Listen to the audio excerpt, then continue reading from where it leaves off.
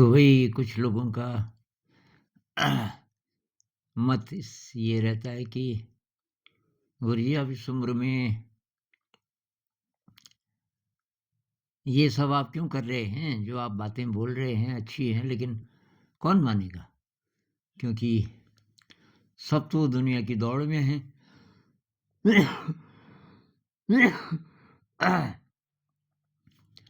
तो आपकी बात लोग सुन तो लेंगे, लेकिन ये उम्मीद मत कीजिए कि कोई अमल करेगा, क्योंकि लोगों के पास इतना टाइम नहीं है, इतना सब्र नहीं है। ऐसा एक ओपिनियन कुछ लोगों का होता है कभी-कभी कमेंट में भी। और कभी-कभी मैं भी सोचता हूँ कि यार, बहुत प्रकार के विषयों पे मैं बोल चुका हूँ। तो अब काफ़ी हो गया क्या? तब तक कोई ऐसा कमेंट आता है कि जिससे थोड़ा मेरा जोश बढ़ जाता है कि नहीं भई, ऐसा नहीं है। बहुत सारे लोग हैं जो कि अपनी ज़िंदगी में उतारने की कोशिश करते हैं, ऐसी बातों को जो कि उनको रेलेवेंट लगती हैं। तो एक आज आया एक कमेंट। दादाजी मैं बहुत परेशान था जीवन में, सब उथल-पुथल चल रहा था। आपको कई दिनों से सुन रहा हूँ, तो मेरा मन शांत हो गया है। वैसे मैं शांत प्रवृत्ति का ही इंसान था, लेकिन ज़िंदगी ने तोड़ दिया था मुझे अंदर से। परंतु अब जीवन को सरल बना लिया है, तो मैं आनंदित हूँ। बहुत कम शब्दों में लेकिन बहुत गहरी बात इन्होंने कह दी। और तो इन्होंने जीवन में उतारा। अब बातें तो वही हैं, जो मैं बोल रहा हूँ, ये कोई ऐसी बात नहीं है कि मैं ही बोल रहा हूँ। कई सोर्सेज़ से आपको ये मैसेजेस मिल जाएँगे। बात ये है कि अ, किसी का थोड़ा अटैचमेंट हो जाता है किसी ख़ास व्यक्ति से, तो उसकी बातें हम ज़रा ज़्यादा गहराई से सुनते हैं। लेकिन इन्होंने केवल सुना नहीं, बल्कि अ, जीवन में उतारा। और जीवन में उतारा तो उसके रिज़ल्ट्स आए। ये तो बहुत बड़ी बात है कि मैं बहुत परेशान था और ज़िंदगी ने मुझे तोड़ दिया था अंदर से। बहुत वल्नरेबल, बहुत ब्रोकन। और अब मैं आनंदित हूँ, मैंने अपने जीवन को सरल बना लिया है। मतलब पहले जटिलता थी जीवन में, कॉम्प्लेक्सिटी थी। जो हम बना लेते हैं ना, ज़िंदगी को कॉम्प्लेक्स बना देते हैं और तब हर चीज़ मुश्किल हो जाती है। तो ये कह रहे हैं मैंने जीवन को सरल बना लिए है। तो भाई ये मेरा रिवॉर्ड है। इसलिए नहीं कि इसमें मेरी तारीफ़ है, क्योंकि मैं नहीं मानता कि मैं जो बातें बोल रहा हूँ वो मेरी हैं। सत्य तो सत्य है, किसी भी सोर्स से आप उसको ले लो। अब फ़िलहाल मैं चैनल हूँ उन लोगों के लिए जो ये वीडियोज़ देखते हैं। तो इस चैनल के थ्रू कुछ ऐसी बातें जा रही हैं जो कि लोगों के दुःख को कम कर रही हैं ज़िंदगी में। और लोग ध्यान सीख रहे हैं, ध्यान का अभ्यास कर रहे हैं। ये बहुत बड़ी बात है। अब कुछ-कुछ कमेंट्स वही ऐसे कि लोग किसी ख़ास ओपिनियन से प्रभावित हो जाते हैं, उसको ज़िंदगी में नहीं उतारते। प्रभावित हो जाते हैं और कोई और कुछ और प्रकार की बात कर रहा है तो उसका विरोध करते हैं। एक कमेंट आज ही आया, कैसे चुपचाप ध्यान में बैठकर ही सब कुछ हो जाएगा, तो फिर दुनिया कैसे चलेगी, वगैरह वगैरह। और कुछ-कुछ ऐसे संत भी हैं जो बोलते हैं कि बैठने से कुछ नहीं होता। अ, तो कुछ लोग बहुत ज़्यादा कन्फ्यूज़्ड होते हैं, लेकिन कुछ मान लेते हैं उस ओपिनियन को कि बैठ कर के कुछ नहीं होता, क्योंकि मेरे गुरुजी बोल रहे हैं, अरे भाई गुरु जी क्यों बोल रहे हैं? ये भी तो पता करो, गुरु जी का एनर्जी लेवल पता नहीं कैसा है और वो किसके लिए बोल रहे हैं। ये तो कृष्णमूर्ति जी भी बोलते थे कि साँस को महसूस करके कुछ नहीं होता, बॉडी अवेयरनेस से कुछ नहीं होता और ऐसे बैठ जाने से कि साहब हम दिन में एक बार बैठ के और ध्यान करते हैं, इससे कुछ नहीं होगा। और मैं तो रहा उनके साथ। कृष्णमूर्ति जी को केवल पढ़ा नहीं, मुझे मौका मिला ऋषि वैली स्कूल में और मैं कुछ हफ्ते उनके साथ रहा जब वो आखिरी बार भारत आए थे, उसके बाद डेथ हो गई थी उनकी। ये बात है 85 दिसंबर की। तो उसके बाद वो चले गए थे, फ़रवरी में शायद उनकी डेथ हो गई, 1986 फ़रवरी में। तो कि विचार को देखो, वो बोलते थे विचार को देखो, फिर विचार बंद हो जाते हैं। And then what happens? When thoughts stop what happens? अरे हमने कहा व्हाट हैपेंस कहाँ? ये तो बंद ही नहीं हो रहे थॉट्स, मेरे तो नहीं होते थे। लेकिन मुझे उन पे डाउट नहीं था। कृष्णमूर्ति जी को अ, मैं बुद्ध के समकक्ष मानता हूँ। लेकिन उनकी ये बात उस समय मेरे लिए हेल्पफुल नहीं थी। अब क्योंकि मेरी श्रद्धा है कृष्णमूर्ति जी पे, तो साहब और मेरे से वो भी नहीं रहा वो जो बोल रहे हैं कि थॉट्स को देखो। तो मैं ब्लाइंडली फ़ॉलो कर दूँ और औरों को भी बोलने लग जाऊँ कि जी कुछ नहीं होता बैठ के साँस को देख के। उस समय तक मैंने ये नहीं सीखा था विपस्सना। तो मैं उनको सुन लेता था पर मैंने कहा मेरे मतलब की नहीं है। उनकी कुछ-कुछ बातें अच्छी लगती थी, वो इंसान अच्छा लगता था और मुझे ये पता चल गया था कि ये तो किसी दूसरे जगत का इंसान है। इस आदमी का देखने का तरीका ही अलग है, इसका एनर्जी लेवल ही अलग है और ये जो बातें बोल रहे हैं इसलिए वो बातें गलत नहीं हो सकती। लेकिन मैं इस स्तर का इंसान अभी नहीं हूँ। तो यही बात बुद्ध भी बोलते हैं, विचार को देखो। महासतिपट्ठान सूत्र में बुद्ध शरीर से शुरू करते हैं और फिर आखिर मन पे जाते हैं और उस वाले सेक्शन का नाम है चित्तानुपස්සना, धम्मानुपස්සना उसको भी 2 भागों में बाँटते हैं, मन को देखने वाले सेक्शन को।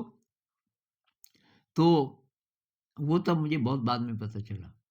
और जब मैंने ये सूत्र पढ़ा महासतिपट्ठान सूत्र, तो इसमें से जो शरीर है, संवेदना है इसकी प्रैक्टिस तो ये कराते हैं जो कोर्सेज़ होते हैं ना इसके 10 दिन के। ये गोइनका जी वाला जो विपस्सना ध्यान है, 100 से ज़्यादा भारत के शहरों में उनके सेंटर्स हैं। तो मैंने कुछ-कुछ सेंटर्स में जाकर के 10-10 दिन वाले किए। अ, 90s में ज़्यादातर।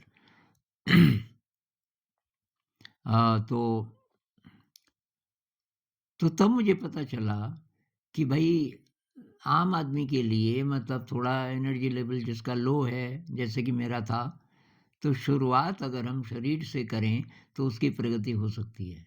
शरीर और साँस के सहारे तो मन लग जाता है थोड़ा और फिर चलते तब आप मन को भी देख सकते हो सीधे। तो अब मुझे कृष्णमूर्ति जी की बातें समझ आती हैं कि थॉट्स को देखो इंटेंसिटी से, तो उनके बीच गैप बड़े हो जाते हैं। थॉट्स रुक ही जाते हैं, कई-कई मिनट तक नहीं आएँगे ऐसा तो नहीं, लेकिन उनके बीच जो गैप्स हैं, वो बढ़ जाते हैं। पहले अगर 2-3 सेकंड का गैप होता था, तो अब 10-15 सेकंड के गैप आने लग गए या आधे मिनट के गैप आने लग गए। तो ये जो गैप है, जिसको तिब्बतन भाषा में बार्डो कहते हैं, तो ये गैप बहुत महत्वपूर्ण है। And then what happens? तो दरअसल बहुत एनर्जी महसूस होने लगती है, अगर एक गैप दिखने लग जाए। पर यहाँ से बहुत कम लोग शुरू कर सकते हैं। ज़्यादातर लोगों के लिए यही यूज़फुल है। अ, जो मैं भी रिकमेंड करता हूँ, मेरे लाइव वाले वीडियोज़ हैं जिसमें गाइडेड मेडिटेशन के 20 से ज़्यादा वीडियोज़ हैं। कुछ दिन मैंने ऑनलाइन किया था। तो उसमें यही है, भई साँस से शुरू करो क्योंकि ये आसान है, रिलायबल है और हर समय हो सकता है। थॉट्स बहुत सटल, बहुत चंचल और पकड़ में नहीं आते और चुप कहाँ होते हैं। लेकिन एक स्टेज ऐसी आ सकती है आपकी कि अब आप सीधे मन को भी देख सकते हो। तो कृष्णमूर्ति जी उनके लिए बोल रहे थे। उसी तरीके से अभी भी कोई-कोई संत हो सकते हैं, तो वो बहुत ऊँचे स्तर की बात कर रहे हैं। अगर तो आप उस स्तर पर हैं, तब तो ठीक है। तो नहीं तो भई ब्लाइंडली फ़ॉलो मत करो और ऐसे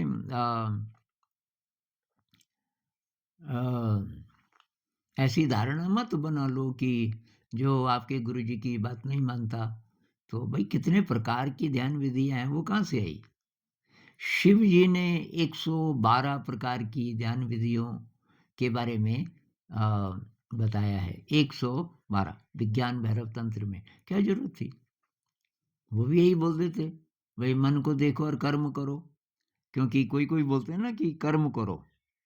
वही और एक साहब ने कृष्ण को कोट किया था कि कर्म करो। भई कृष्ण कहते हैं कर्म योग करो। ये नहीं कि ऐसे कुछ भी कर्म करो। कर्म को योग बनाओ, निरासक्त हो जाओ, ये तो बहुत ऊँची बातें हैं। बिना मेडिटेशन के ये बातें समझ आने वाली नहीं हैं। जिसको प्रहलाद भी कहते हैं ना, यत् कर्म तन्न बन्धाय सा विद्याया विमुक्तये। कर्म वो है जो बाँधे नहीं।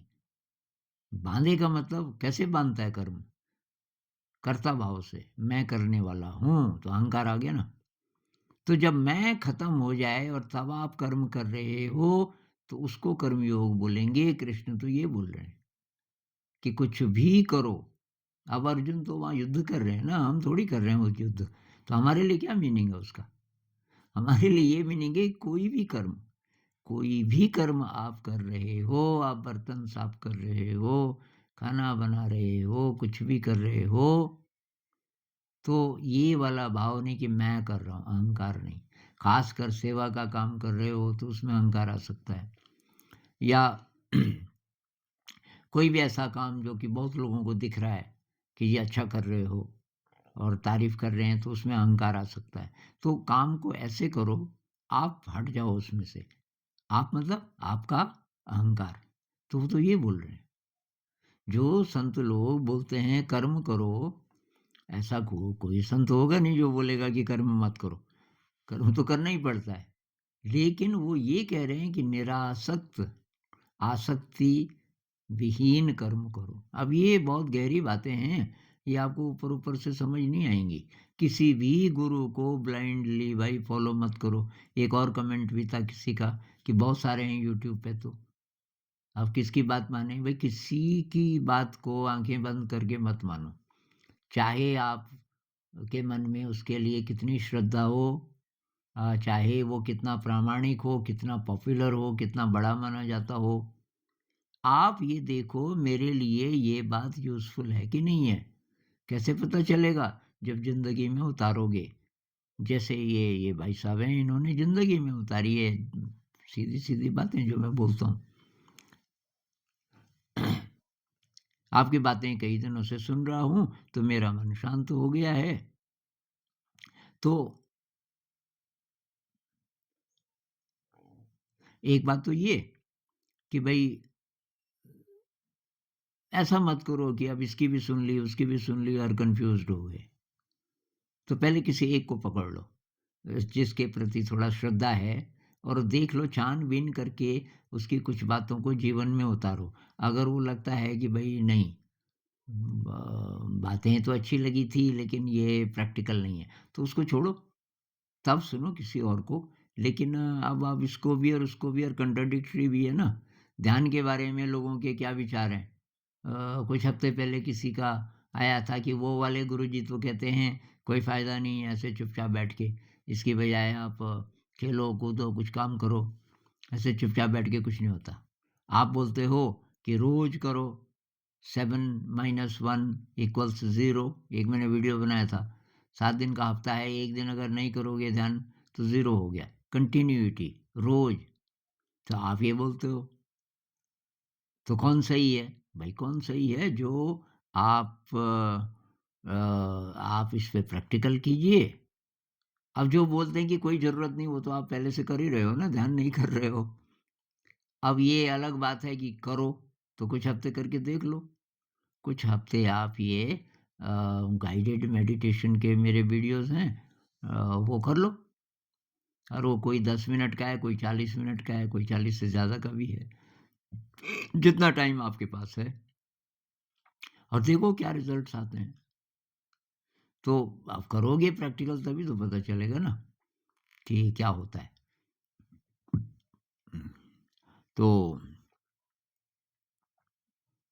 तो बस यही था कि जो लोग अपने जीवन में उतारते हैं बातों को और उनके जीवन पे कुछ अच्छा असर पड़ता है, उससे मुझे बहुत खुशी होती है। और मुझे खुशी तब होती है जब मैं शेयर कर सकूँ कुछ।